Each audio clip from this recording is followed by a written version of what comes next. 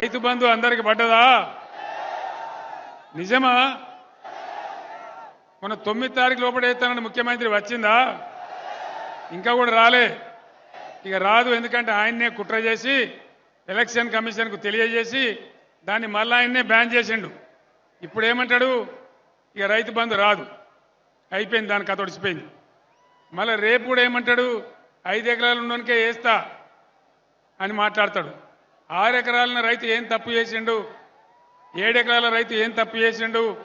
ఈ రకంగా రైతు బంధు ముంచిండ్రు.